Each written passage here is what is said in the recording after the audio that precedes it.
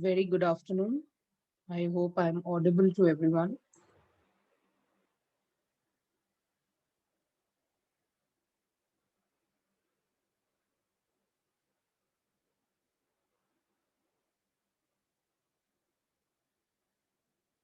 So, shall we begin? Yes, good afternoon, Krishna, Pooja, Ram, Rasika, Disha. Today's session is lecture number 19 of the August batch, Electrostatics, chapter number 8. And we are going to talk about, yes, good afternoon, Nusrat. We are going to talk about some important factors of this chapter. So, before I go ahead, as you already must have had a wonderful 3 days, and I believe that you must have revised in the 3 days whatever we have done. I just want to recollect or go through the different parts of this chapter. What we have completed, because as it is a huge chapter, sometimes we don't know what we have done and what we are yet to go ahead with. So this chapter, which I have divided into 30 basic parts, out of this, we have already completed हमने introduction, sphere, cylinder, thin plate, electropotential and potential energy, उसके expressions or units, the relation between E and V, potential of a point charge due to a dipole, system of charges, ये हमने complete किया है. We have also completed the potential energy part because U हमने पढ़ा है. So the 11th point is what we are going to do today, that is equipotential surfaces. In the other part, we have already completed the dielectric and polarization, polar dielectric, polarization, this part, capacitor, series, parallel, dielectric, parallel plate capacitor, energy stored in a capacitor, ये हमारा हो चुका है. So just to give you a rough idea of कहाँ हैं हम लोग अभी. So we have to, Aniket, it's not on the lecture, it's on the topic. The topic has to be clear because in an online lecture, as our communication between you and me is limited, I would say let's discuss on how much topic is completed. You understand? If in an offline lecture, we can always think about how much lecture is completed. क्योंकि वहाँ हमारा communication थोड़ा और नजदीकी से हो रहा है. ऑनलाइन में क्या होता है कि आपके डाउट्स यहाँ पॉइंट टू पॉइंट सॉल्व किए जाते हैं. So let's concentrate on how much we have studied and how much you have understood.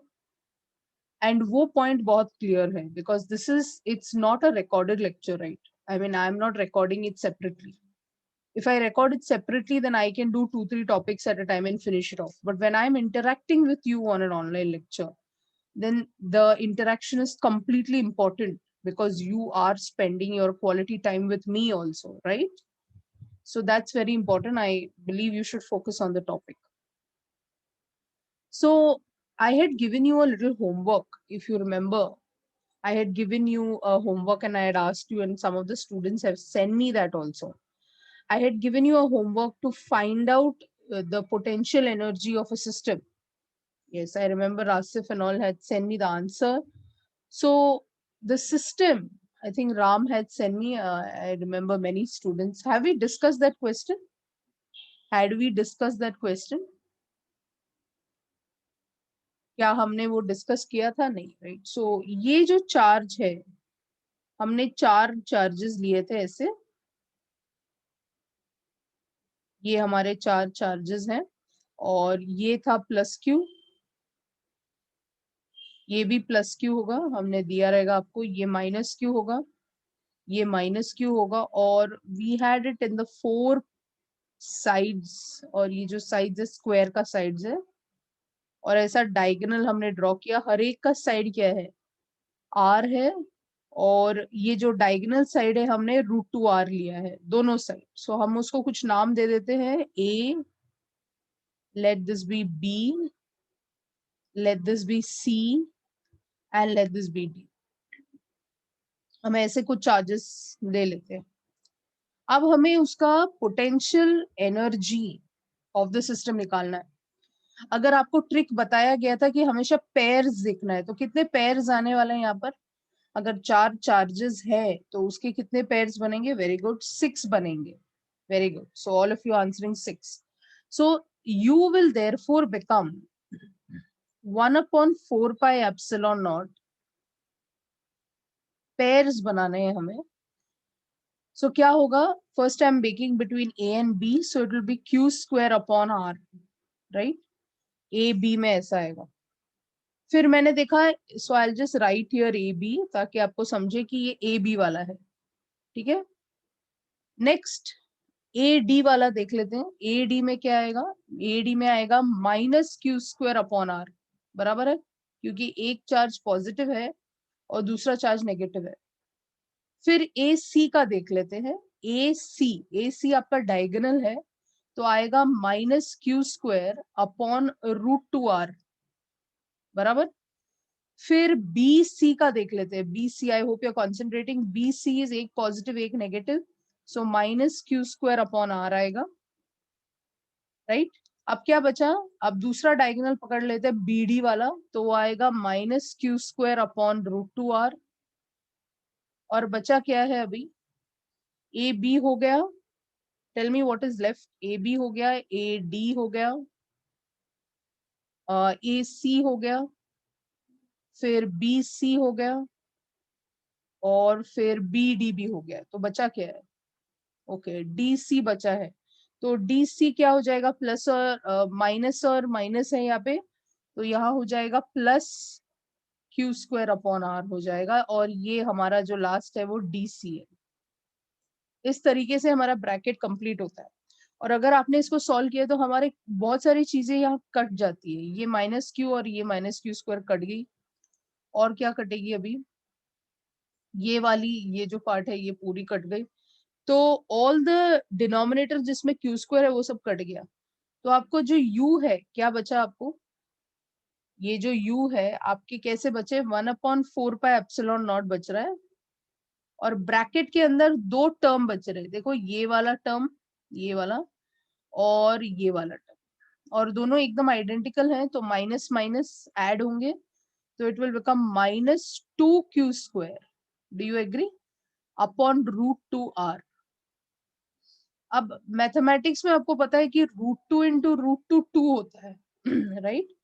तो मैं इसको ऐसे लिख रही हूँ, √2 इंटू √2. ये जो 2 है ऊपर का, it will become Q square upon, नीचे क्या आ रहा है? 4 pi epsilon naught √2 into R. तो मैं अभी √2 को कैंसिल कर रही हूँ. एक √2 कैंसिल हो गया.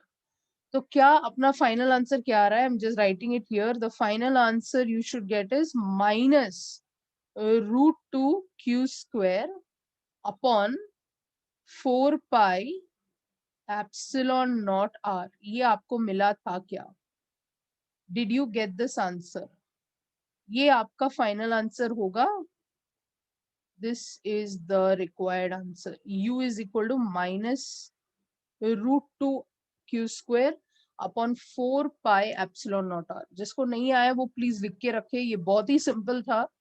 ये एग्जाम्स में पूछते हैं, एमसीक्यू में पूछते हैं, तो आपको आना चाहिए. कोई भी सिस्टम हो, कैसा भी वो दे, उनका पेयर्स बना के, बहुत सारे अगर पॉजिटिव और नेगेटिव चार्जेस हैं तो आप देख सकते हैं कि बहुत सारी चीजें यहाँ कैंसिल हो जाती हैं और आपको अपना रिक्वायर्ड आंसर मिल जाता है. So it's like a 1 minute question which you can easily solve.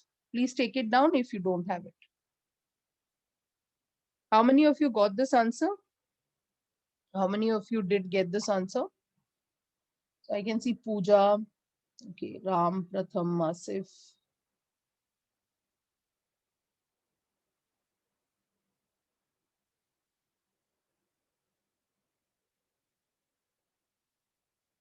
किस किसने मेरे को भेजा था? रसिका, आपने भेजा था? हाँ, राम ने भेजा था, मुझे याद है. आसिफ ने भेजा था. ये आसिफ ने पहले भेजा था. Right, you the first one to send, Asif. हम्म.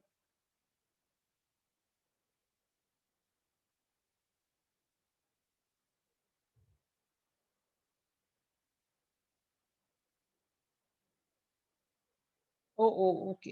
हाँ हाँ.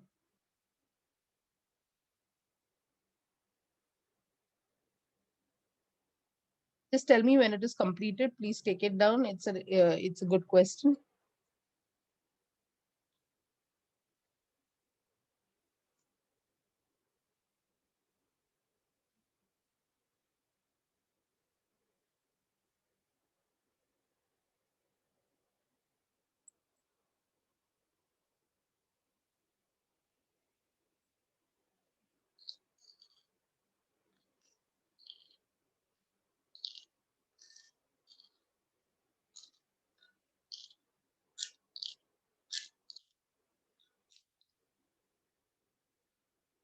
Completed, guys?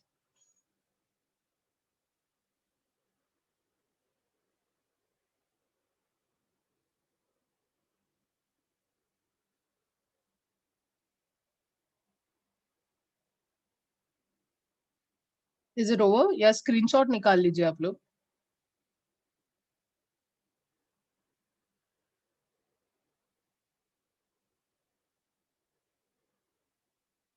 Okay, Disha says it's done. What about others?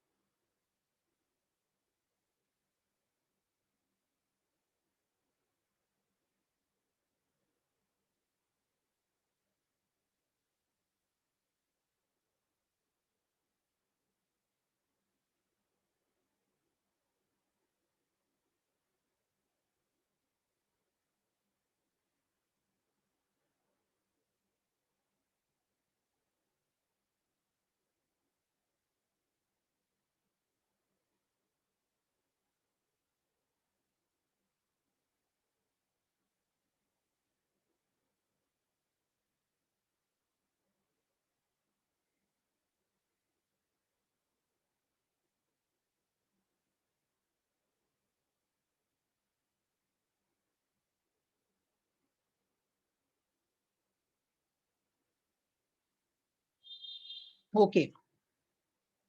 So now give the heading as equipotential surfaces. Equipotential surfaces. You just write the heading. Don't take the diagram. The diagram is there in the textbook. So you need not take it. Equipotential का मतलब क्या होता है? आपको क्या लग रहा है? What is the meaning of equipotential? What is the meaning of equipotential? You have done this. आपने व्हीटस्टोन्स ब्रिज में इस वर्ड को देखा है. हर जगह पे आप इस वर्ड को देख रहे हैं. इक्विपोटेंशियल. इक्वी का मतलब होता है same potential. Very good. So I can see Ram से same potential. Pratham is saying at 2 points potential is same. Nusrat is saying equal potential. So yes, Riya is also saying equal potential and Sian is also saying equal potential. So equal potential आप लोग बोल रहे हैं. So exactly क्या होता है? What is the definition? So the definition of equipotential is it is that imaginary surface on which at every point the potential remains same. मतलब क्या? We have to little look into the detail. Why am I imagining circles here?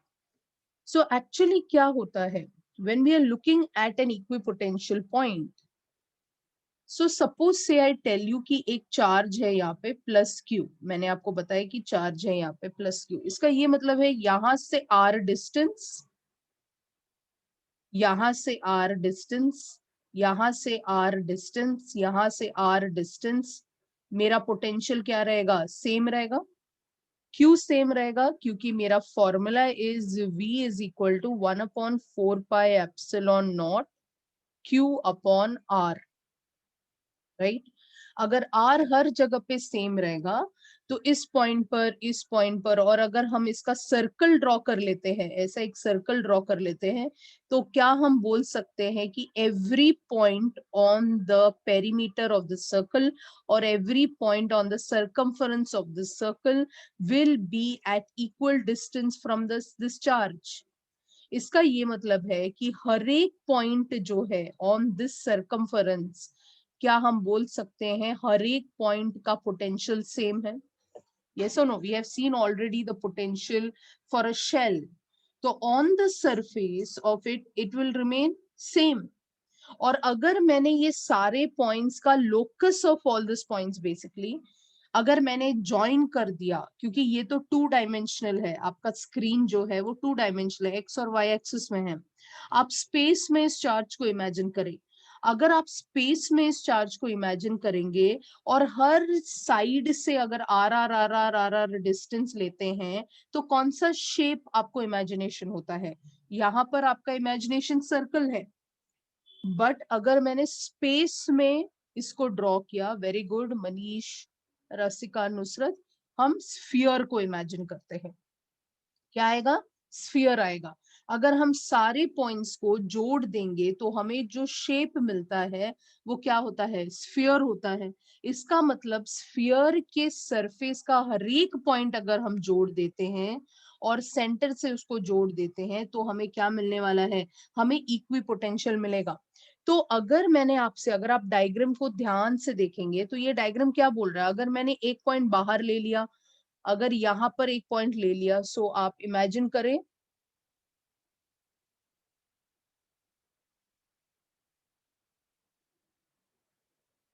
I want you to imagine how this equipotential circles are drawn. तो ये कैसे करते हैं ये लोग कि पहले जो है, मान लो एक चार्ज यहाँ पर है तो इसको Q मान लेते हैं और इसके अराउंड मैंने एक सर्कल ड्रॉ किया, मैंने कहा आपको ये इक्विपोटेंशियल सरफेस है। फिर मैंने एक दूसरा सर्कल ड्रॉ किया, चलो मान लो अंदर ड्रॉ कर दिया ऐसे, ये भी एक इक्विपोटेंशियल सरफेस है। मैंने आपसे कहा कि मैंने एक सर्कल बाहर ड्रॉ किया, ये भी इक्विपोटेंशियल सरफेस है। फिर मैंने एक दूसरा एक और सर्कल ड्रॉ कर दिया, ये भी इक्विपोटेंशियल सरफेस है। मैंने अगर एक और ड्रॉ कर दिया यहाँ पर तो ये भी इक्विपोटेंशियल सरफेस है। आपको दिख रहा है ये सब इक्विपोटेंशियल सरफेस है। चार्ज क्या है? पॉजिटिव है। अगर पॉजिटिव चार्ज है तो आपको पता है कि देखो डिस्टेंसेस अलग होंगे इन सबके। ये सबसे, इसका पोटेंशियल अलग होगा, इसका पोटेंशियल अलग होगा, ये येलो वाले का पोटेंशियल अलग होगा, ये रेड वाले का पोटेंशियल अलग होगा, ये ग्रीन वाले का पोटेंशियल अलग होगा, बट वो सारे इक्वी पोटेंशियल पॉइंट्स हैं। मतलब वो जो सर्कल बनाएंगे, वो जो स्फीयर बनेगा उसके चारों तरफ, उस स्फीयर के सारे पॉइंट्स सेंटर के चार्ज से सेम डिस्टेंस पर है। तो किसका पोटेंशियल? ये सब इक्वी पोटेंशियल सर्फेसेस हैं। All these are nothing but equipotential surfaces. किसका पोटेंशियल सबसे ज्यादा रहेगा? मगर ये इक्वी पोटेंशियल सर्फेसेस में सबसे ज्यादा कौन सा वाला रहेगा? तो जो सबसे नजदीक होता है, यस वेरी गुड, जो सबसे नजदीक होता है उसका ज्यादा। सो V1 is obviously greater than V2 is greater than V3 is greater than V4 is greater than V5, no doubt about that. But the one which is closest to the charge, uska har ek point is again equipotential. So I hope you are understanding the definition. Equipotential surface is a imaginary surface. जैसे हम gauzes का surface imagine करते थे. It's a purely imaginary surface on which at every point the potential is going to remain the same. सो अगर आप एक spherical imagine कर रहे हैं फ्रॉम द सेंटर, और चार्ज को कहाँ हमने प्लेस किया है? सेंटर पे। At any time, at any moment of time, a large number of equipotential surfaces can exist. What did I say? At any time large number of equipotential surfaces can exist. अगर मैंने आपसे पूछा कि कितने equipotential surfaces बन सकते हैं, तो आपका आंसर क्या होगा? मैंने अगर आपको पूछा कि कितने इक्विपोटेंशियल सर्फेसेस बन सकते हैं, तो आप बोलोगे इनफाइनाइट नंबर ऑफ सर्फेसेस, है कि नहीं? ये कहाँ एंड हो रहा है मुझे नहीं पता है, बट उसका इमेजिनेशन जो है आपके स्क्रीन पे दिखाया गया है। अब ये जो लेफ्ट साइड पे दो डायग्राम है, यहाँ रेड एरो और ब्लू एरो, आपको क्या लग रहा है ये क्या है? ये जो रेड एरो और ये जो ब्लू एरो है, दोनों इक्विपोटेंशियल सर्फेसेस हैं। इन दोनों में डिफरेंस आपको क्या लग रहा है? ये रेड एरो और ये ब्लू एरो क्या सजेस्ट कर रहे हैं? क्या है मगर? कुछ लोग डायरेक्शन बोल रहे हैं, कुछ लोग चार्ज बोल रहे हैं, कुछ लोग इन आउट बोल रहे हैं, कुछ लोग अट्रैक्ट रिपेल बोल रहे हैं। आप स्पेसिफिकली नहीं बता रहे। ये जो आपको क्या लग रहा है, सेंटर पे एक में पॉजिटिव है और दूसरे के सेंटर पे नेगेटिव है, तो किसका डायरेक्शन बता रहे हैं? डायरेक्शन किसका बता रहे हैं? पोटेंशियल का तो डायरेक्शन होता नहीं है, क्योंकि पोटेंशियल जो है, okay somebody has answered, very good Ram. Ram कहता है ये इलेक्ट्रिक फील्ड है। Do you agree? Do you agree? ये इलेक्ट्रिक फील्ड है। इलेक्ट्रिक फील्ड का डायरेक्शन पॉजिटिव वाले का इलेक्ट्रिक फील्ड का डायरेक्शन बाहर की तरफ होता है और नेगेटिव का इलेक्ट्रिक फील्ड का डायरेक्शन टुवर्ड्स नेगेटिव चार्ज होता है कि नहीं? पोटेंशियल तो स्केलर क्वांटिटी है, उसका कोई डायरेक्शन नहीं है। तो आपको एक और पॉइंट यहाँ समझना है कि जो हमारा इलेक्ट्रिक फील्ड होता है, जैसे यहाँ हमने पॉजिटिव कंसिडर किया एग्जाम्पल में, तो इसकी जो डायरेक्शन होती है इलेक्ट्रिक फील्ड की, ये हमेशा आपको क्या लग रहा है पोटेंशियल के साथ कौन सा एंगल बना रहा है? इलेक्ट्रिक फील्ड जो होती है, अब मैंने पॉजिटिव यहाँ कंसिडर किया, वो आउटवर्ड डायरेक्शन में होगी। यस, वेरी गुड रसिका, मनीष, नुसरत, 90 डिग्री बनाएगी, कंपल्सरली 90 बनाएगी। तो इलेक्ट्रिक फील्ड और पोटेंशियल क्या एंगल बनाते हैं? So the direction of electric field, यहां हम देख रहे हैं ये हमारा इलेक्ट्रिक फील्ड है और ये इलेक्ट्रिक फील्ड आउटवर्ड डायरेक्शन में है और ये वाला भी हमारा इलेक्ट्रिक फील्ड है, बट ये इलेक्ट्रिक फील्ड हमारा इनवर्ड डायरेक्शन में है। बट आप देखेंगे हर एक एंगल जो ये बनाएगा हमेशा क्या बनाते जाएगा, ये हमेशा पोटेंशियल, ये इक्विपोटेंशियल सर्फेसेस हैं, ये सर्कल, ये सर्कल। नो मनीष, ये डाइपोल नहीं है, ये अलग अलग डायग्राम्स है, ये अलग अलग डायग्राम्स है, सिंगल डायग्राम नहीं है। टेक्स्ट बुक में ये अलग अलग है, एक पॉजिटिव चार्ज का इक्विपोटेंशियल दिखाया गया है और एक नेगेटिव चार्ज का इक्विपोटेंशियल। आप इसको कंबाइन करके क्यों सोच रहे हो? अभी तक हुआ नहीं है, वो आएगा। वो डाइपोल है, ये डाइपोल नहीं है। Is it dipole Manish? Dipole कैसे समझ में आता है? डाइपोल का नेगेटिव लेफ्ट साइड पे होता है और डाइपोल का पॉजिटिव राइट साइड पे होता है और दोनों के बीच का डिस्टेंस 2L रहता है, तब हम उसको इलेक्ट्रिक डाइपोल कहते हैं। ये तो दो सेपरेट डायग्राम्स है, एक के सेंटर पे पॉजिटिव चार्ज रखा हुआ है, मतलब एक पॉजिटिव चार्ज है, और ये जो सर्कल है, जो स्फेरिकल सर्कल एक के ऊपर एक के ऊपर एक के ऊपर आपको इमेजिन करने को बोल रहे हैं, इसको हम इक्विपोटेंशियल सरफेसेस या इन वन वर्ड इक्विपोटेंशियल्स कहते हैं।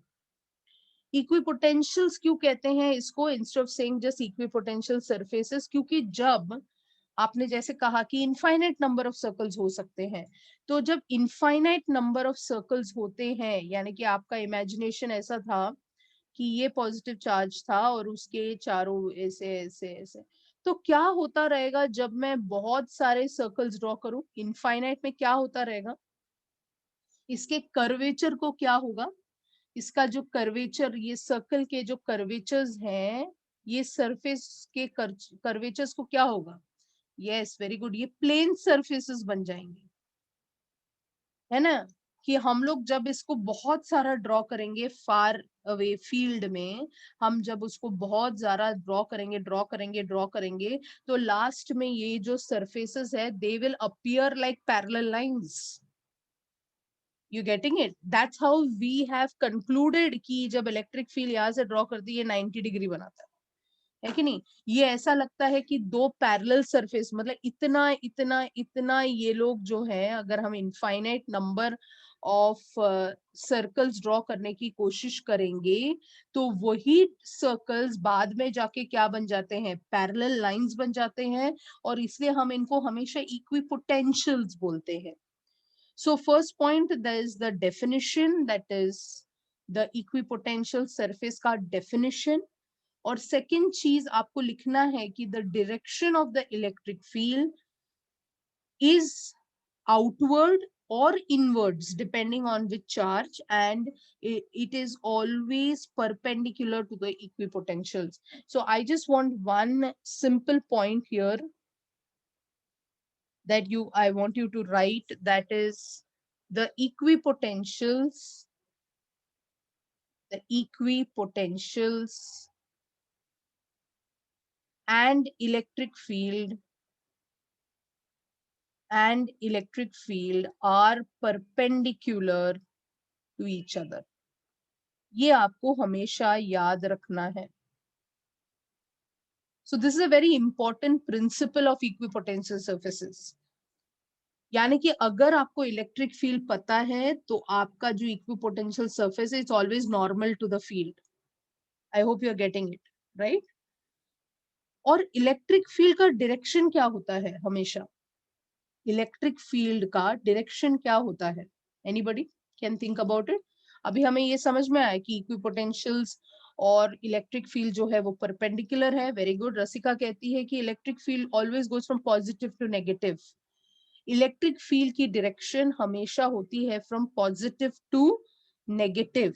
इसका मतलब है electric field is always directed from higher potential to lower potential. हमेशा आपका आंसर ऐसा होना चाहिए कि इलेक्ट्रिक फील्ड की डायरेक्शन कैसे होती है. It is always directed from higher potential to lower potential. So वो भी मैं यहाँ लिख रही हूँ.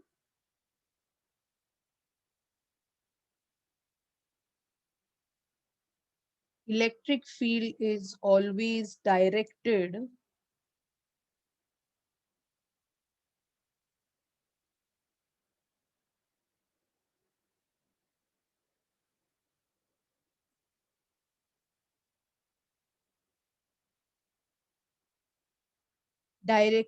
from higher potential to lower potential.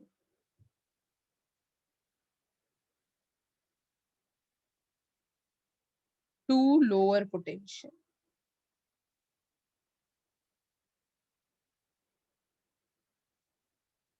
So I want 3 points in your book right now. One is the definition. Second is this yellow and what I have written in white. So first, can you please take down the definition quickly in 1 minute?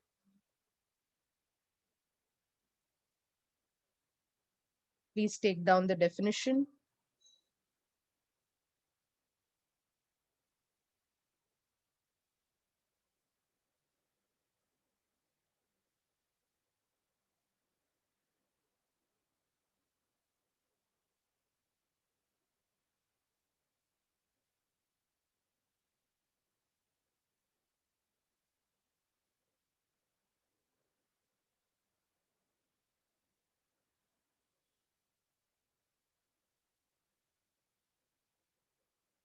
Done? Yes, Asif, higher to lower. उसका मतलब वही है. Higher to lower, yes.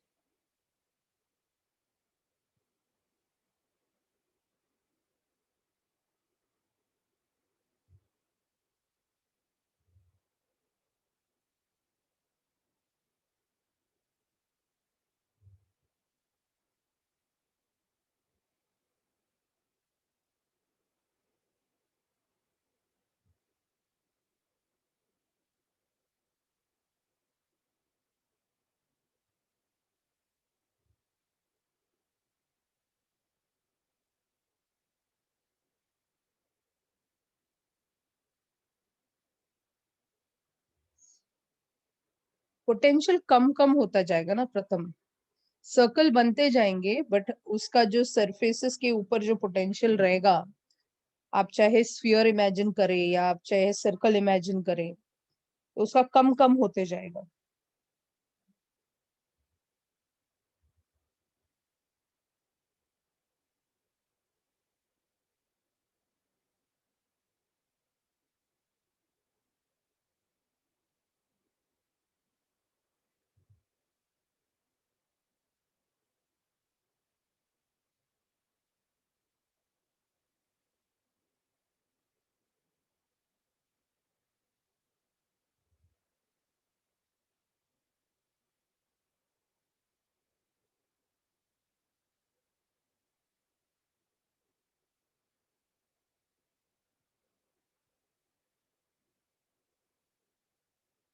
जितना आप draw करते जाएंगे Vikas, we are talking about infinite number, तभी जो कर्वेचर होता है इस सर्कल का, जब हम फार अवे फील, वो पूरा सर्कल तो बना नहीं पाएगा, right? It becomes parallel to each other.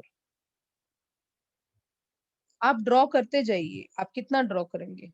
आप जब फार फील्ड की बात कर रहे हैं, we are talking about very very far away, then what happens? आपको सिखाया गया रहेगा, right? When spherical will start looking like plane waves. Wave optics हुआ है. सो स्फेरिकल वेव्स जो है at far way, what happens is it starts looking like plane waves. So it'll start looking straight straight straight straight straight. ऐसा हो जाएगा, एकदम parallel lines की तरह दिखेगा. Is this slide completed, guys?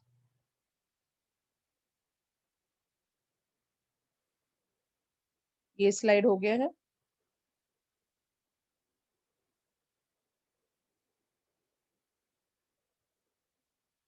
Okay. Please take down these 2 points.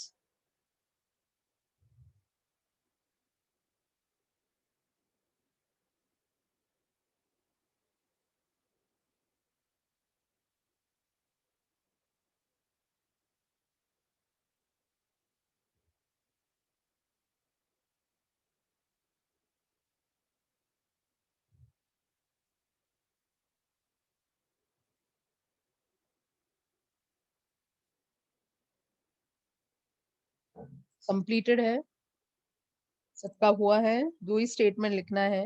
Diagram कुछ draw करने की जरूरत नहीं है क्योंकि वो ऑलरेडी टेक्स्ट बुक में है। हो गया। अच्छा, इसका वर्क डन कितना रहेगा? अगर यही इक्विपोटेंशियल सर्फेसिस की हम वर्क डन कंसेप्ट लगाएं तो आपको क्या लग रहा है? How much work is done? How much work is done? For example, मैंने आपसे कहा कि ये इक्विपोटेंशियल सर्फेसिस हैं, ये इक्विपोटेंशियल सर्फेसिस है ऐसे, और ये इक्विपोटेंशियल सर्फेसिस पर ये आपका इलेक्ट्रिक फील्ड है। तो ये आपका इलेक्ट्रिक फील्ड है, हम ऐसा समझते हैं।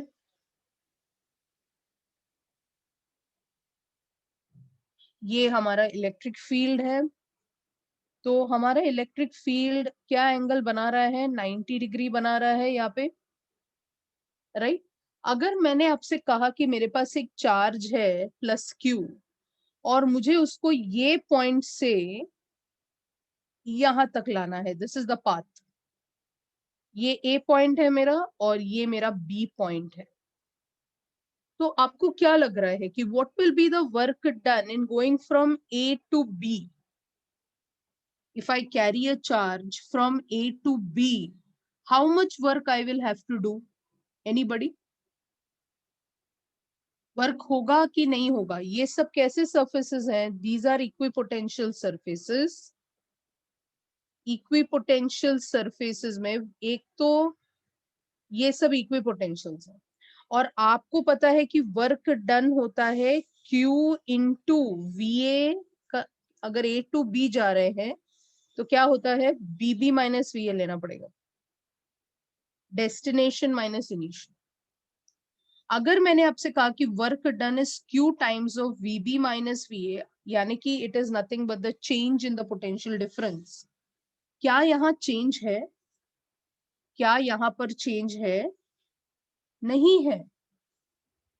क्योंकि अगर आप इस ये ए पॉइंट पर अगर आप एनर्जी निकालते हैं फॉर एग्जांपल, तो यहाँ का एनर्जी है Q टाइम्स ऑफ V, और अगर आप बी पॉइंट पर भी एनर्जी निकालते हैं तो ये है Q times of V। There is no change in energy, only energy level is same. ऐसे थियोरेटिकल क्वेश्चंस आपको पूछ सकते हो लोग। तो एनर्जी लेवल सेम है। सो इक्विपोटेंशियल सरफेसेस पर एनर्जी लेवल सेम होती है, पोटेंशियल्स भी सेम होती है। डिफरेंस इन पोटेंशियल क्या होती है? डिफरेंस इन पोटेंशियल क्या होती है? जीरो होती है। इसकी वजह से वर्क डन भी जीरो होती है। याद रहेगा आपको? इक्विपोटेंशियल सरफेसेस पर किसी भी 2 पॉइंट पर एनर्जी सेम होती है, पोटेंशियल्स भी सेम होती है, but potential difference is zero, hence work done is zero. Done? समझ में आया? ये पॉइंट क्लियर है सबको? और ये जरूरी नहीं कि ऐसे ही पूछे वो लोग, it can look like any kind of a thing, you know. You अगर नीचे वाला है तो फिर पोटेंशियल डिफरेंस आएगा। अगर आप दो अलग अलग लाइन पे लगाते हैं तो पोटेंशियल डिफरेंस जरूर आएगा, क्योंकि हर एक पोटेंशियल का, अगर मैंने ऐसे सर्कल्स बनाए, मतलब मैं पाथ की बात कर रही हूँ, पाथ कैसे भी जाए, सपोज ये सर्कल से वो पॉइंट चालू होता है, यहाँ जाता है, फिर वापस ये सर्कल पे आता है, यू नो। तो वो पूछेंगे okay then what is the work done in going from here, घूम फिर के वो वापस इधर आया, तो आंसर फिर भी जीरो है, क्योंकि वापस वो उसी सर्कल पे आया। अगर अलग अलग सर्कल लेंगे तो ऑब्वियसली वहां का पोटेंशियल डिफरेंस हो जाएगा। I hope that is clear Vikas. नीचे वाला चार्ज तो सेम है, चार्ज में कोई प्रॉब्लम नहीं है, चार्ज को कुछ नहीं हो रहा है, यू अंडरस्टूड। पोटेंशियल अगर अलग है तो ही वो प्रॉब्लम है। So what is the net work done? So I can write this as the net work done on a charge for carrying it between any 2 points of an equipotential surface is 0. Will you remember this? ये आपका बहुत important point है। हम किसकी बात कर रहे थे? पहले हमने बात की कि इलेक्ट्रिक फील्ड और इलेक्ट्रिक पोटेंशियल जो है वो 90 डिग्री बनाते हैं, राइट? फिर हमने डेफिनेशन ऑब्वियसली देखा इक्विपोटेंशियल का। थर्ड पॉइंट हमने ये पढ़ा कि इलेक्ट्रिक फील्ड जो होती है वो हायर पोटेंशियल से लोअर पोटेंशियल जाती है। फोर्थ में मुझे आपको याद दिलाना है कि energy at any point will always remain same, potentials are same, but the net work done on a charge for carrying it between any 2 points of an equipotential surface, कोई भी एक इक्विपोटेंशियल सरफेस के एक point से दूसरे point आप charge को लेके जाएंगे, ऑब्वियस बात है वहां का एनर्जी क्या हो जाएगा? सेम है, तो इसकी वजह से वर्क डन क्या हो जाएगा? 0 हो जाएगा। क्लियर है ये बात? So would you like to take this diagram down? कहां पर पहुंचे? Video, you want this diagram? तो आप ये डायग्राम कॉपी कर लें और फिर वो स्टेटमेंट लिख सकते हैं। तो आप अपने अपने वर्ड्स में लिख सकते हैं वहां पे, potential is same, energy, electric potential energy is same at any 2 points, potential is same but potential difference is 0। Note में आपको खुद आपके लैंग्वेज में।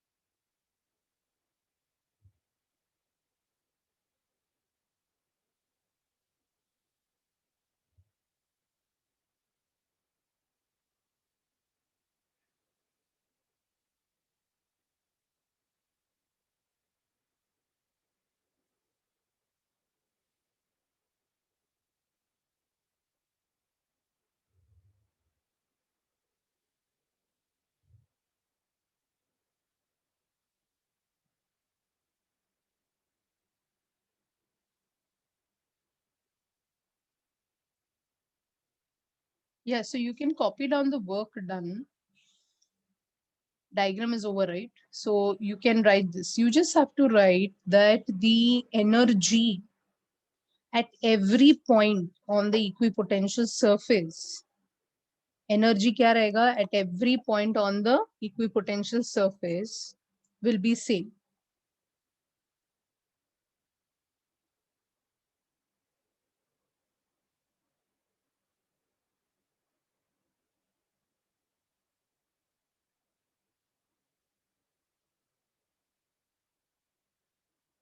I have typed it in the chat box.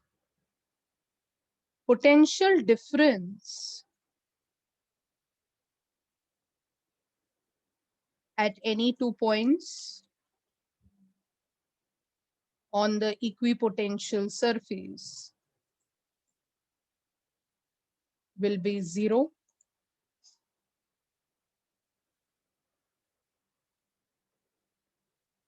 Potential at any 2 points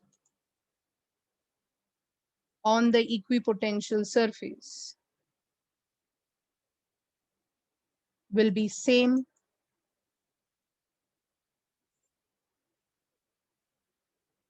And then you can finally write down for work done. So I have put it in the chat box, you can see it. So energy on every point on the equipotential surface will be same. Potential difference at any 2 points on the equipotential difference will, potential difference तो 0 रहेगा ना, इसलिए work done 0 हो रहा है. So this is the statement for the net work done. So equipotential surface पे भी आपको काफी questions आ सकते हैं, MCQs आ सकते हैं, theoretical questions आ सकते हैं to check your understanding of the concept of equipotential. जैसे आपने देखा रहेगा व्हीटस्टोन्स ब्रिज में जहां पर आप गैल्वेनोमीटर को कनेक्ट करते हैं तो वो दोनों पॉइंट्स इक्विपोटेंशियल है, तो इक्विपोटेंशियल होने की वजह से वहां चार्जेस फ्लो नहीं होते हैं, you know, because charges कहाँ फ्लो होते हैं, only from higher potential to, कैसे चार्जेस की जो फ्लो होती है, it is controlled by whether one point it is a higher potential and the other is at a lower potential. तो हम जानते हैं कि करंट जो होता है it always flows from higher to lower, और हो नहीं रहा है वहां पे, इससे गैल्वेनोमीटर क्या दिखाता है, 0, और हम कहते हैं कि VB is equal to VD. तो वहां पर भी आप, जब आपने व्हीटस्टोन्स ब्रिज पढ़ा होगा, आप लोगों ने पढ़ा है Wheatstone's bridge, so you must have seen in that, उसमें ये कंसेप्ट आता है इक्विपोटेंशियल का. यस, तो आपने जहां पर भी हमें चार्ज की फ्लो नहीं हो रही है, जहां पर हमारा डिफ्लेक्शन, हम उसको नल डिफ्लेक्शन पॉइंट कहते हैं या जीरो डिफ्लेक्शन पॉइंट कहते हैं, क्योंकि हमारा करंट जो हो रहा है वहां हमारा करंट क्या आता है, हमारा करंट 0 दिखा रहा है, so we call it as a null deflection point, no passage of current. Yes, so वहां पर भी हम सेम कंसेप्ट यूज कर रहे हैं. Is this written everybody?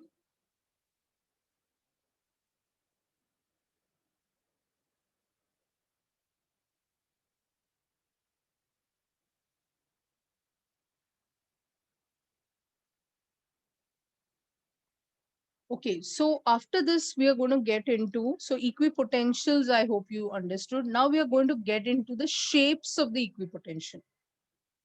Shapes की कैसे imagine करना है, what, like for any particular charge distribution, कोई भी कैसा भी charge distribution हो, तो आपको जो अभी तक मैंने सिखाया है वो आपके right side का diagram है. This is for point charge. ये किसके लिए है? Point charge. ये आपको draw करने की जरूरत नहीं है क्योंकि ये आप ऑलरेडी समझ चुके हैं. This is for point charge, मतलब कौन से चार्ज के लिए कैसा विजुअलाइजेशन होगा.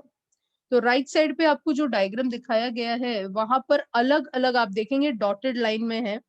तो डॉटेड लाइन का ये मतलब होता है कि सबसे अंदर वाला मान लो उसका V1 है, so I can say V1 is greater than V2 is greater than V3 is greater than V4. मतलब यहाँ पर भी अलग अलग पोटेंशियल्स हैं. इलेक्ट्रिक फील्ड अगर आप देखेंगे तो हम एक स्टेटमेंट बोल सकते हैं यहाँ पे कि हमारा इलेक्ट्रिक फील्ड जो है यहाँ पे रेडियल है. Can I use the word radial? क्योंकि हम बोल सकते हैं कि हमारा इलेक्ट्रिक फील्ड जो है वो रेडियल है और हमारे पोटेंशियल जो है वो स्फेरिकल है. ये आप हमेशा बोल सकते हैं. सो फिजिक्स के भाषा में whenever there is a point charge, then we can say that the potential is spherical in nature and the electric field is radial in nature. क्योंकि हमारा जो पोटेंशियल होता है और हमारा जो इलेक्ट्रिक फील्ड होता है दोनों एक दूसरे से 90 डिग्री बनाते हैं. तो हम बोल सकते हैं कि इलेक्ट्रिक फील्ड जो है वो कैसा है, रेडियल है, और इलेक्ट्रिक पोटेंशियल जो है वो स्फेरिकल इन नेचर है. So I believe you understand for point charge. Point charge का मतलब है सिंगल चार्ज. आपको दिखाया जाएगा यहाँ पे सेंटर पे एक प्लस चार्ज है. तो बहुत ही सिंपल है. कि पॉइंट चार्ज रहेगा तो आपको ऐसे इमेजिन करना है. So now let's get into the another type of charge. So I hope this is clear. ये point charge का है, radial होगा. क्या radial होता है? Electric field. और क्या spherical होता है? वो potential जो है वो sphere की तरह आपको imagine करना है. एक के अंदर एक ऐसा imagine करते जाना है. Now before I come to this, आपको ये वाला imagination बहुत clear है. Now this looks like one cylinder. एक एक सिलेंडर दिख रहा है आपको. ऐसा लग रहा है कि एक सिलेंडर दूसरे सिलेंडर के अंदर में, एक रेड वाला है, एक ग्रीन वाला है, फिर एक येलो वाला है, फिर एक ब्लू वाला है. तो ये जो इमेजिनेशन है ये हमें कब करना है? जब हमारा चार्ज लाइन चार्ज है. अगर मैंने आपसे कहा कि मेरा चार्ज लाइन चार्ज है, व्हेन आई से लाइन चार्ज, आपको याद आना चाहिए लैम्बडा. क्योंकि लाइन चार्ज जब भी होता था, लीनियर चार्ज डेंसिटी अगर आपको याद है, तो लाइन चार्ज जो है उसको कैसे इमेजिन करते कि एक वायर लिया मैंने, एक स्ट्रेट वायर लिया और उस वायर के दोनों तरफ मान लेते हैं आपको चार्ज इमेजिन करना है, like a thin infinite plane sheet या जो भी आपको इमेजिन करना है. It's a very thin wire और उस वायर पे आपके बहुत सारे चार्जेस हैं. तो यहाँ पर इक्विपोटेंशियल सर्फेसेस का इमेजिनेशन कैसे करेंगे? तो एक अगर मैंने पॉइंट यहाँ लिया which is at a distance of R, फिर मैंने दूसरा पॉइंट यहाँ लिया जो वो भी डिस्टेंस ऑफ आर है, तीसरा पॉइंट मैंने यहाँ लिया जिसका डिस्टेंस आर है, चौथा पॉइंट मैंने यहाँ लिया जिसका डिस्टेंस आर है, पांचवा पॉइंट मैंने यहाँ लिया जिसका डिस्टेंस आर है. अगर आप ये सारे पॉइंट्स को ज्वाइन कर देंगे तो आपको जो शेप मिलता है, अगर आप ये सारे पॉइंट्स ज्वाइन कर देंगे तो आपको जो शेप मिलता है that is the shape of a cylinder. आपको एक सिलिंड्रिकल शेप यहाँ इमेजिन करना है. एक सिलेंडर अगर आप इमेजिन कर सकते हैं, यहाँ पर एक सिलेंडर इमेजिन करना है. अगर मैंने कम डिस्टेंस पे पॉइंट्स लिया, अगर मैंने पॉइंट्स को कम डिस्टेंस पे लिया, so if I take the points at lesser distance, मान लेते हैं मैंने आर यहाँ लिया, you know like let's say R dash, फिर मैंने एक आर डैश यहाँ लिया, फिर मैंने एक आर डैश यहाँ लिया, और यानी कि एक जो सिलेंडर बन सकता है वो इससे छोटा भी बन सकता है. Are you imagining what is happening? तो पॉइंट्स आप कैसे भी कंस्ट्रक्ट, बट जब लाइन चार्जेस आते हैं तो इसके अंदर बनने वाले जो सिलेंडर्स हैं और भी छोटे आर ले सकते हैं आप, और भी नजदीक ले सकते हैं. तो कौन सा पोटेंशियल, ये सब इक्विपोटेंशियल सर्फेसेस है, क्योंकि ये ब्लू वाले सिलेंडर के कहीं पर भी आप लेंगे तो वो पॉइंट्स कैसे होंगे? इक्विपोटेंशियल होंगे, क्योंकि वो चार्ज से आर डिस्टेंस पर है. ऐसे ही आर डैश डिस्टेंस पर है, वैसे ही आर डबल डैश डिस्टेंस पे मैंने ये रेड वाला बनाया है. किसका पोटेंशियल सरफेस, किसका, कौन से सरफेस का पोटेंशियल सबसे ज्यादा होगा? कौन से पोटेंशियल सरफेस जो चार्ज से सबसे नजदीक होगा?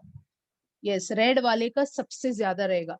तो जो इमेजिनेशन आपको लेफ्ट साइड पे दिख रहा है, अगर हम ड्रॉ करेंगे तो वो राइट साइड वाला दिखेगा. यानी कि हम बोलेंगे यहाँ पर अगर आप सर्कल यानी कि एकदम ऊपर देखेंगे तो ये कैपिटल आर है, फिर वो ग्रीन वाला आता है, वो ग्रीन वाला आता है, फिर वो रेड वाला आता है. तो इस तरीके से जो है cylinder, we say all cylinders are equipotential surfaces. ये कब इमेजिन करना है? ये तब हम इमेजिन करते हैं जब हमारा चार्ज लीनियर है. आई यू अंडरस्टैंड? क्योंकि आपको ये 3 डायमेंशन में सोचना है, आप 2 डायमेंशन में देख रहे हैं. मैंने 2 डायमेंशन और 3 डायमेंशन, आपको जो लेफ्ट साइड में दिख रहा है वो 3D है, क्योंकि हम स्पेस में इस चार्ज को देखते हैं हमेशा. तो आपको तो पूरा सरफेस कैलकुलेट करना है.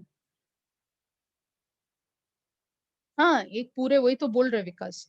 एक पूरा जो सिलेंडर होता है उसका हर एक पॉइंट जो होता है, वो सेंटर का जो व्हाइट लाइन है जहां पर चार्ज मैंने डाला है, वो जो व्हाइट लाइन है, व्हाइट लाइन पे येलो कलर के प्लस प्लस डाले हैं, वहां से वो इक्वी डिस्टेंस पर है कि नहीं? यानी कि वी कैन से दैट ये सारे जो सर्कल्स आपको यहाँ दिख रहे हैं they will all form a cylinder. मतलब ये पहले ऐसे ऐसे ड्रॉ करके फिर वो फाइनल सिलेंडर बनता है. पहले पहले ऐसे ड्रॉ करेंगे, फिर वो फाइनल सिलेंडर बनाएंगे. तो यहाँ पर आपका इलेक्ट्रिक फील्ड का डायरेक्शन कैसा होगा?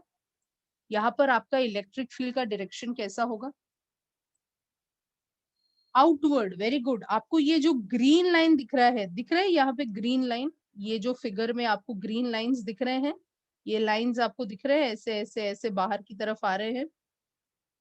ये इलेक्ट्रिक लाइन, आपको पता है वो बॉटल साफ करने वाला जो ब्रश होता है, आपने देखा है वो बॉटल ब्रश, उसके ब्रिसल्स देखे हैं कैसे होते हैं, वैसे ये स्ट्रक्चर दिख रहा है। वो बॉटल्स क्लीन करने वाली जो ब्रश होती है जहां पर उसके ब्रिसल्स एकदम बाहर आ जाते हैं, वैसा इसका इमेजिनेशन होता है, वैसा इसका इलेक्ट्रिक फील्ड होता है। इलेक्ट्रिक फील्ड जो है वो बाहर की तरफ आती है। आप अभी ब्रश करने अपना ब्रश भी लेंगे तो वहां पर जो है ब्रश के ब्रिसल्स जो है आउटवर्ड डायरेक्शन में है। वैसे ही बॉटल का जो ब्रश रहता है वो तीनों सारे डायरेक्शंस में बाहर की तरफ आता है, वैसे ही इलेक्ट्रिक फील्ड आता है। और ये लाइन चार्ज का इमेजिनेशन है, और ये वाला किसका था? पॉइंट चार्ज का इमेजिनेशन था, और ये वाला किसका था? लाइन चार्ज का इमेजिनेशन है।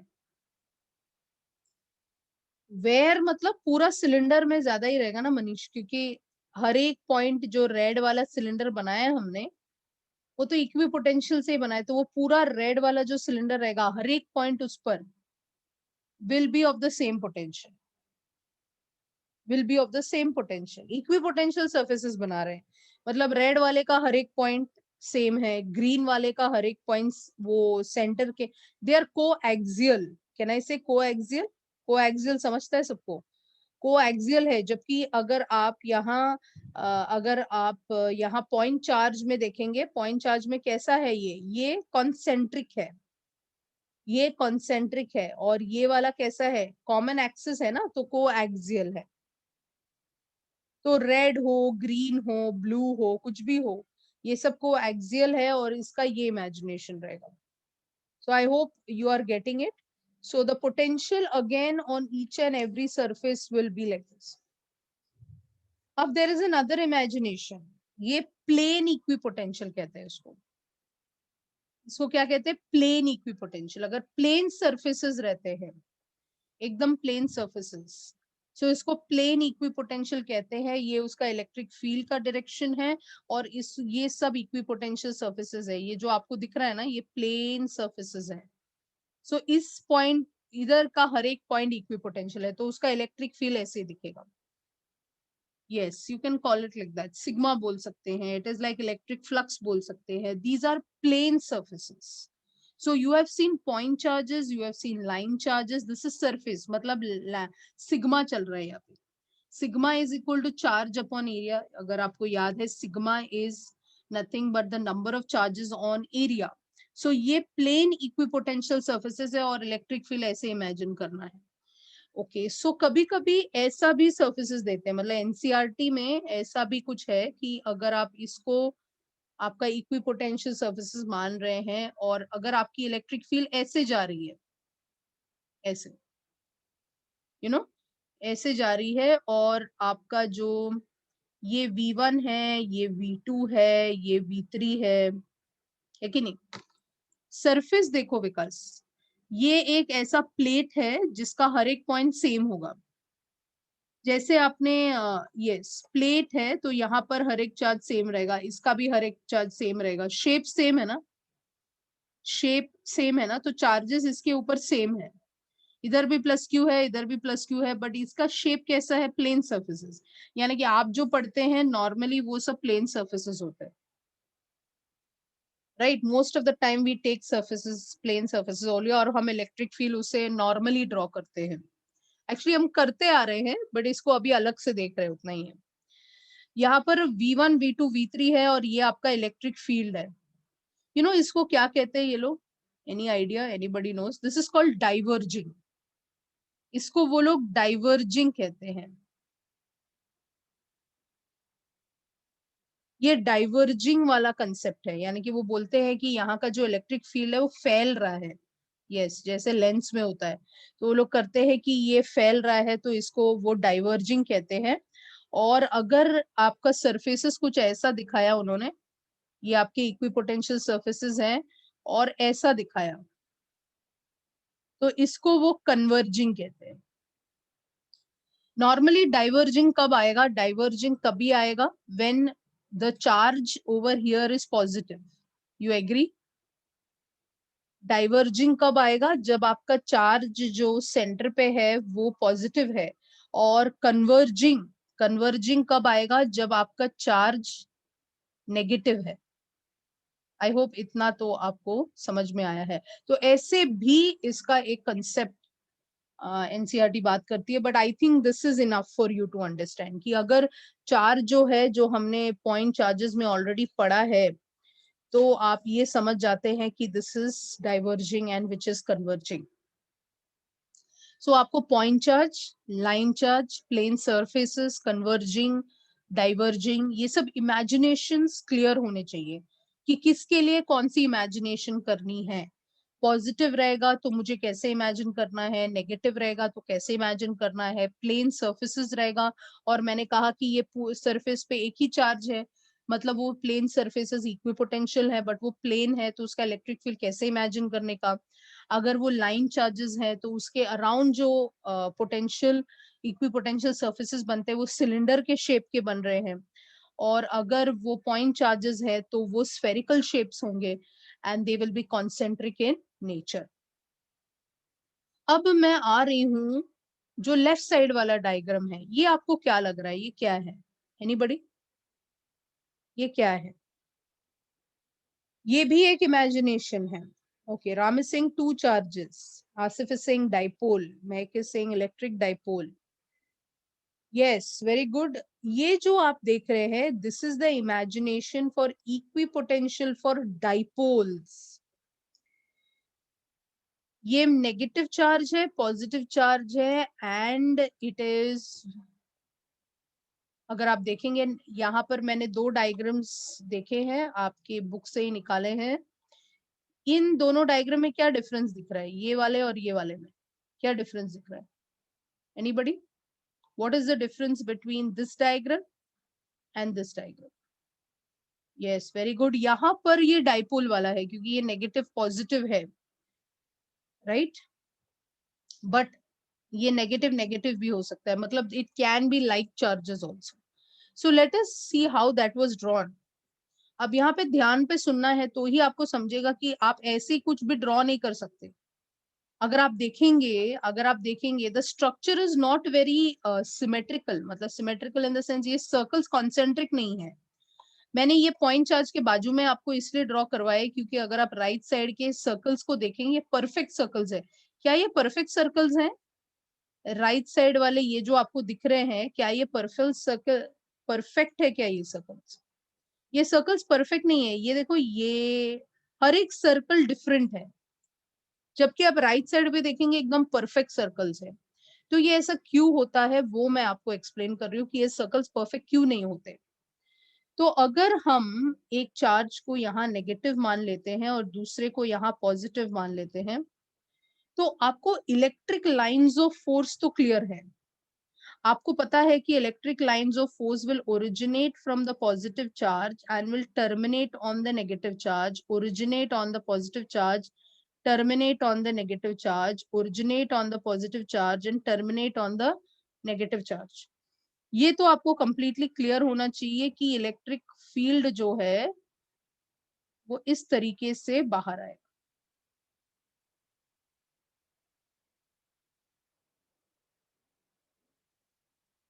इस तरीके से, सॉरी, यहाँ पर इनवर्ट्स होगा,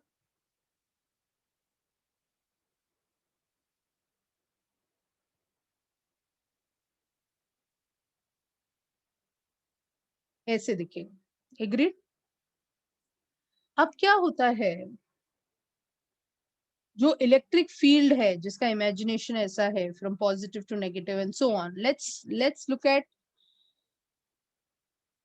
वन पॉइंट हियर। मैंने आपसे कहा कि एक पॉइंट यहाँ है जो 5 वोल्ट का है। सो दिस इज 5 वोल्ट। मैंने आपसे कहा कि ये 5 वोल्ट का है और मैंने कहा कि 10 वोल्ट इधर ही है, ये 10 वोल्ट है उसका। अगर मैंने आपसे पूछा कि राइट साइड पे वही 5 वोल्ट किधर है, यहाँ पर वही 5 वोल्ट, ये आपका लाइन है, सेंटर वाला जो लाइन है, यहाँ पर 5 वोल्ट आपको यहाँ दिखेगा और आपको 10 वोल्ट कुछ यहाँ दिखेगा। ऐसा क्यों? Left side of the charge वो बहुत नजदीक है वो पॉइंट्स, जबकि राइट साइड वही वोल्टेज बहुत दूर है। ऐसा क्यों? आपको क्या लग रहा है? There is a very strong reason behind it. Diverge, anything else? Divide. Left side के इलेक्ट्रिक फील्ड और राइट साइड के इलेक्ट्रिक फील्ड में क्या डिफरेंस दिख रहा है आपको? विजुअली आपका डिफरेंस क्या है? Okay, so Rasika, you are very close to it. Yes, Vikas is also very close to it, very good. तो ये जो है, अगर आप इमेजिन करेंगे, आपको पता है सेंटर पे इलेक्ट्रिक फील्ड बहुत स्ट्रॉन्ग रहता है। दो चार्जेस के बीच का इलेक्ट्रिक लाइंस ऑफ फोर्स बहुत ज्यादा रहता है, और राइट साइड में वो वीक होता है। एट द एंड्स जो होता है, इलेक्ट्रिक फील्ड डाइवर्ज होके जा रही है, वहां इलेक्ट्रिक फील्ड कम होता है। तो ये लोग जब डायग्राम ड्रॉ करते हैं ना, तो ये पॉजिटिव को ये पॉजिटिव के साथ जाके, बिकॉज इक्विपोटेंशियल सरफेस बनाना ना, तो वोल्टेज तो सेम रहना चाहिए ना वो सर्कल पे, तो शेप ऐसे बन जाती है। समझ में आया?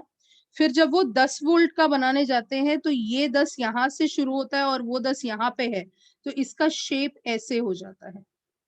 कंसेप्ट क्लियर है कि इसका शेप ऐसे क्यों होता है? क्योंकि अंदर वाले जो पॉइंट्स हैं, वो पॉइंट्स जो होते हैं, सो the inner points, whenever I make the inner points are always going to be very close to each other. So if I make a point here, then but my next point is going to be far away. If I make another point here, then the other point over there is going to be a little far away. So they are not going to be perfect circles. Are you getting it? Similarly, if I take another point here, then it will be further far away over here. It's not going to be the same. I hope आपको समझ में आ रहा है, because this is very important concept. बच्चे circles draw करते हैं, circles नहीं है, और अगर आपको एमसीक्यू में पूछा तो आपको वो डिफरेंस पता रहना चाहिए कि इलेक्ट्रिक फील्ड जहां वीक होता है, उसके पोटेंशियल्स दूर दूर होंगे ना, क्योंकि एज डिस्टेंस आपको पता है, you can even justify saying that DV is equal to E into D R. तो अगर डिस्टेंस बढ़ती गई, तो आपका पोटेंशियल भी क्या होगा? फार फार पॉइंट पे होगा। या that only. So equipotential surfaces depend on the electric field. ये तो हमने पहले आपको बताया था, जब पोटेंशियल का कंसेप्ट बताया था, हमने कहा कि इलेक्ट्रिक फील्ड होना एक कंडीशन है। अगर इलेक्ट्रिक फील्ड नहीं है तो इलेक्ट्रिक पोटेंशियल हो ही नहीं सकती है। तो हम उस कंसेप्ट को आज विजुअलाइज कर रहे हैं। तो आपको समझना है कि at every equipotential, obviously the potential difference is zero and the potential is going to remain the same. So ये हमने किसका इमेजिन किया बच्चा? हमने डाइपोल का इमेजिन किया, इसलिए अभी ये डायग्राम आपको क्लियर होना चाहिए कि ये डायग्राम क्यों ऐसा दिख रहा है। So you will see that ये जो सेंटर वाले जो इलेक्ट्रिक पोटेंशियल आप देखेंगे, they coming very close to each other, bend हो रहे हैं ना, थोड़े ऐसे घूम के बेंड हो रहे हैं। दिख रहा है क्या आपको? दिख रहा है कि ये बेंड हो रहा है? देखो यहाँ बेंडिंग हो रही है, यहाँ बेंडिंग हो रही है। क्यों ऐसी बेंडिंग हो रही है? क्योंकि पॉजिटिव और नेगेटिव अट्रैक्ट होते हैं, राइट? तो इसकी वजह से यहाँ आपको एक स्लाइट बेंडिंग दिखाई देता है। इसकी बेंडिंग जो है काफी है सेंटर पे, क्योंकि प्लस और माइनस जो है वो अट्रैक्ट हो रहे हैं। इसलिए द लाइंस जो आपको इमेजिनरी लाइंस है, ये फैराडे के इमेजिनरी लाइंस है, बट इस लाइंस को ऐसे समझना है कि वो थोड़े से क्या हो रहे हैं, वो नजदीक आ रहे हैं, वो कंप्रेस हो रहे हैं। You have to think that these lines are getting compressed, that these lines are coming towards each other. ये इलेक्ट्रिक फील्ड ही तो है हम जो इमेजिन कर रहे हैं। अब similarly, will you be able to imagine for negative and negative? So negative and negative में अगर आपको ये वाला कंसेप्ट समझा है, तो आप नेगेटिव और नेगेटिव को भी समझ सकते हैं। नेगेटिव एंड नेगेटिव के में क्या होगा? रिपेल होगा। सो ये नेगेटिव और ये नेगेटिव है, और आपको पता है कि इलेक्ट्रिक फील्ड जो है, let's take it positive positive for me, so यहाँ पर ऐसे जाएगा, राइट? यहाँ पर भी वो ऐसे जाएगा। तो अगर लाइक चार्जेस हैं, तो उसके इलेक्ट्रिक फील्ड के लाइन को आप इमेजिन करेंगे, ये ऐसे बाहर की तरफ जाएगा, राइट? अब इसका इलेक्ट्रिक फील्ड का इमेजिनेशन कैसे होगा?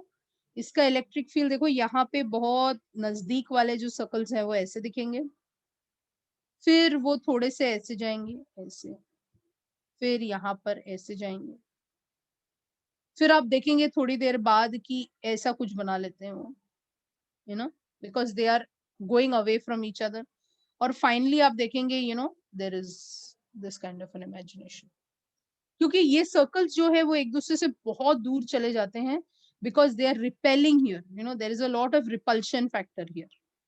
So repulsion factor की वजह से we can say that they are going away from each other. So will you be able to imagine this?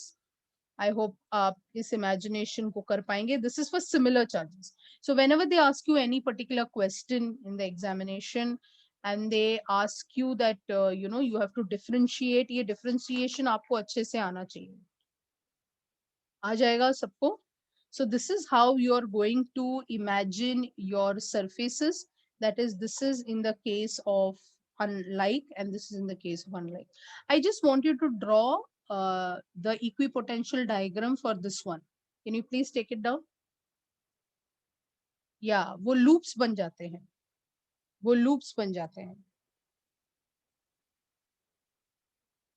Because उसका वीक फील्ड होता है ना, जैसे जैसे आप दूर जाएंगे, unlike what you see in plus and minus, वो एक दूसरे से बहुत दूर चले जा रहे हैं, तो फील्ड वीकर और वीकर और वीकर होता जाता है, ऊपर से रिपल्शन भी है.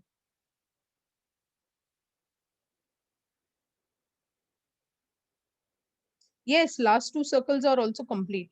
अगर आप बहुत दूर सोचेंगे तो वो प्लेन वेव्स हो जाते हैं, ऐसा हो जाता है.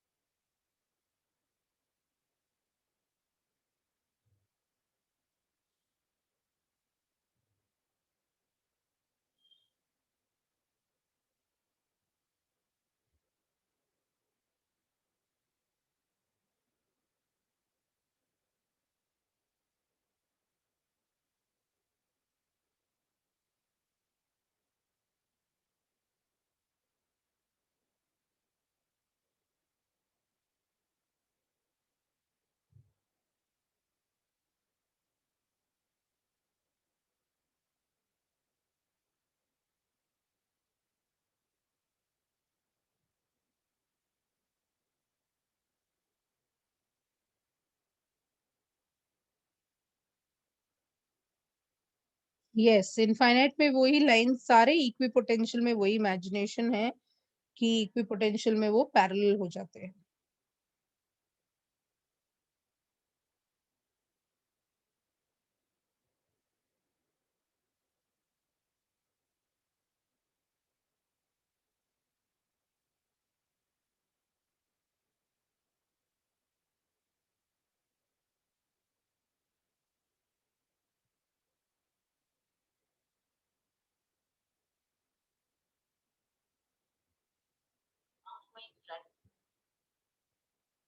Is it completed, everybody?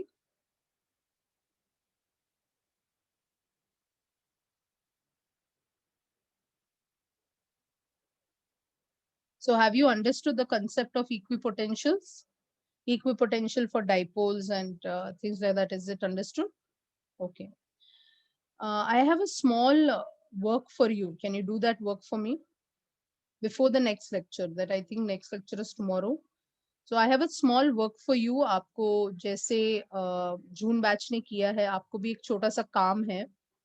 So before I just go to that numerical there,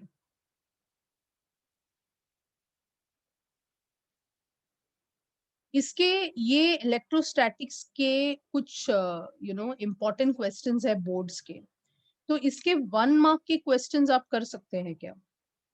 इसके 1 मार्क के क्वेश्चंस आप कर सकते हैं क्या? इसके 1 मार्क मतलब इसके एमसीक्यूज, तो इधर 7 एमसीक्यू है, तो कल के लिए आप ये 7 एमसीक्यूज कर सकते हैं क्या? तो हम कल 7 एमसीक्यूज को चेक कर सकते हैं। मैंने जून बैच को 3 दिन का होमवर्क दिया था, उनको तो पूरा करना था। आप सिर्फ MCQs, there are 7 MCQs in this, so can you do this? तो आप अभी स्क्रीनशॉट निकालेंगे कि आप पीडीएफ देख लेंगे बाद में? 7 एमसीक्यूज ही करना है, तो अगर आप स्क्रीनशॉट निकाल सकते हैं तो मैं यहाँ 1 मिनट रुक रही हूँ। This is slide number 19। Slide number 19 जिनको निकालना है वो निकाल ले, जिनको पीडीएफ से लेना है वो पीडीएफ से ले सकते हैं। हो गया?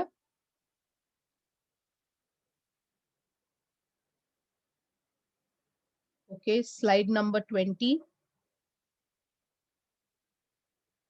Slide number 20।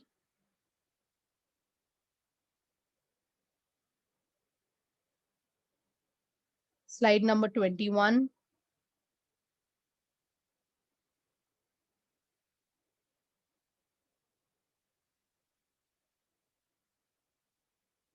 Slide number 22।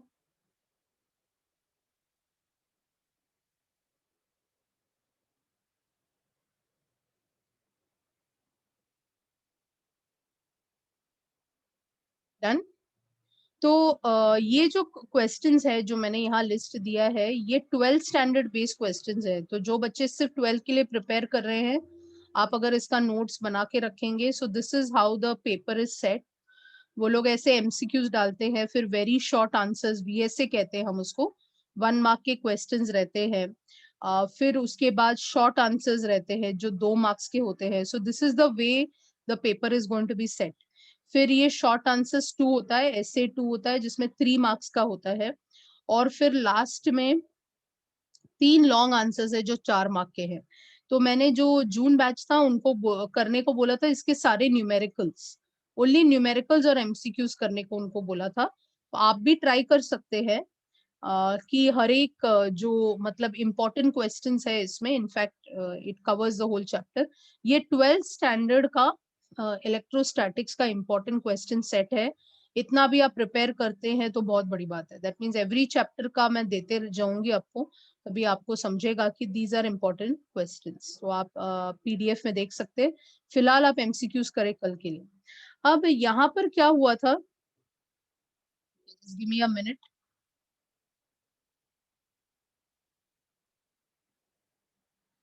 यहाँ पर एक क्वेश्चन था टेक्स्ट बुक में, ये हमने छोड़ा होगा जब हम कर रहे थे। So there is a dipole with its charges minus q and plus q, which is located at points 0, 0, minus b 0, मतलब x y z axis, 0 plus b 0, मतलब x y z axis, is present in a uniform electric field. The equipotential surfaces of this field are planes parallel to the yz axis.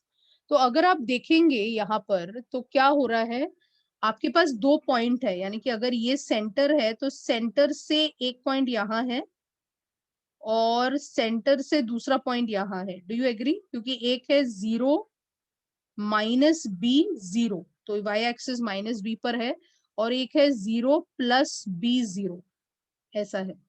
So the dipole with these charges, एक में minus Q charge है यहाँ point पर, एक plus Q charge है यहाँ पर, और ये ओरिजिन है 0,0,0, is present in a uniform electric field. The equipotential surfaces of this field are planes parallel to YZ axis. I hope you know how to imagine the axis. ये आपका x axis है, ये आपका y axis है, और ये आपका z axis है। तो ये जो प्लेन है वो YZ में है। अच्छा, अगर आपके इक्विपोटेंशियल सरफेस ये शेप में है, आप मुझे बता सकते हैं इलेक्ट्रिक फील्ड कौन से डायरेक्शन में रहेगा?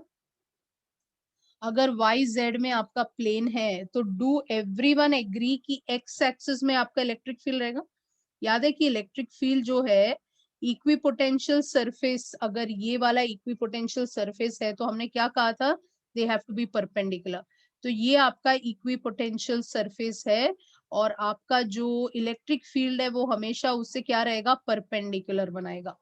इसलिए व्हाट इज द क्वेश्चन पूछा जा रहा है कि what is the direction of the electric field, तो आपका आंसर क्या होगा, the electric field is along the x direction. X axis के डायरेक्शन में आपका इलेक्ट्रिक फील्ड होगा। So positive x axis direction, very good, वो accurately positive x axis direction. अगर आपको अभी सेकंड क्वेश्चन की तरफ जाना है, सेकंड क्वेश्चन क्या पूछ रहा है, what is the torque. Second question क्या पूछ रहा है, what is the torque, anybody who remembers what is torque formula. Torque का क्या फॉर्मूला है, टॉर्क का फॉर्मूला होता है PE, yes PE what, torque का क्या फॉर्मूला होता है, P is the dipole moment, याद है, यहाँ पे डाइपोल की बात हो रही है, the moment I think about dipole, what is the torque formula, torque का फॉर्मूला है Pe sin theta, yes Pe sin theta. P क्या होता है, P is the electric dipole moment which is Q into 2L into E sin theta, right. Sine theta क्या है यहाँ पे, sine theta क्या होगा यहाँ पे, साइन थीटा हम इसको क्या ले सकते हैं यहाँ पे, इलेक्ट्रिक फील्ड जो है वो पॉजिटिव यस डायरेक्शन में जा रही है, और फिर हम या सो यस माइनस क्यू और प्लस क्यू पर है, सो minus Q two plus Q, yes minus Q two plus Q, ये डायरेक्शन में आपका जो है डाइपोल मोमेंट है, because dipole goes from minus two plus and electric field goes from plus two minus, yes और no, और electric field यहाँ perfect 90 degree बना रहा है डाइपोल को, सो यहाँ थीटा 90 होगा and this will become q into 2l, के बदले आपको सिर्फ लिखना है 2b e into sine theta. तो एंगल वगैरह मेंशन करने की जरूरत नहीं है क्योंकि यहाँ पर इतना काफी है। सो हियर कुछ वैल्यूज दिया नहीं है तो हम आंसर को यहीं पे कंप्लीट कर देंगे। I hope this is clear to you. Y Z imagination है, ऐसा है आपका जो प्लेन आपको इमेजिन करना है, ऐसा है, okay? ये आपका इक्विपोटेंशियल है और इलेक्ट्रिक फील्ड यहाँ से परपेंडिकुलर डायरेक्शन में जा रहे हैं। So this is the last slide. I hope you will do the 7 MCQs for me. Please आप वो MCQs कल कर ले तो हम थोड़ा सा उससे जो क्वेश्चन बैंक में है, that is the question bank given by the Maharashtra state board, उनका क्वेश्चन बैंक है, ये सारे चैप्टर्स के लिए अवेलेबल है, तो मैं उसका सॉल्व कर रही हूँ ताकि लास्ट में फिर आपके पास ऑलरेडी वो रेडी होगा। सो एग्जाम्स जो हैं वो क्वेश्चन बैंक में डालते हैं, उससे रिलेटेड पूछते हैं, सो इट इज बेटर कि अभी से रेडी रखेंगे, अभी से एक नोटबुक में क्वेश्चन आंसर्स रेडी रखेंगे तो एंड में आपको फिर बनाना नहीं पड़ेगा। नहीं तो बच्चे फिर एंड में बनाते हैं, दिसंबर में बनाते हैं, बहुत टाइम जाता है लिखने में, इससे अच्छा अभी से लिख के रख लो। जैसे जून के कुछ बच्चों ने, जून बैच के कुछ बच्चों ने मुझे PDF भेजा है, उन्होंने अपना नोट्स बना लिया है स्टैटिक्स का, because main part of statics is done, मतलब जितने क्वेश्चन बैंक में है उतना हमारा हो चुका है।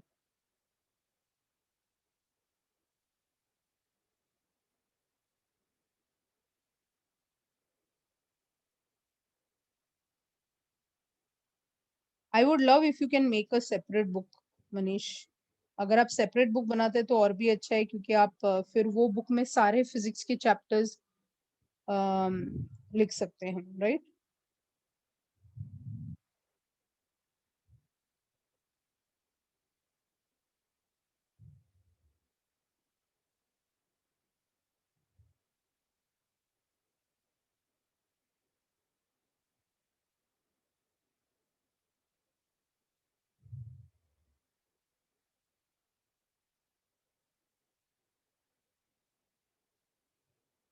Everyone is done with the slide?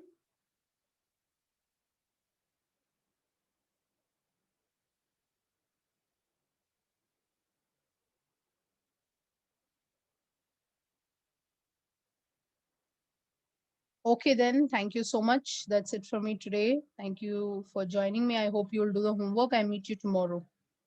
Thank you. Bye bye.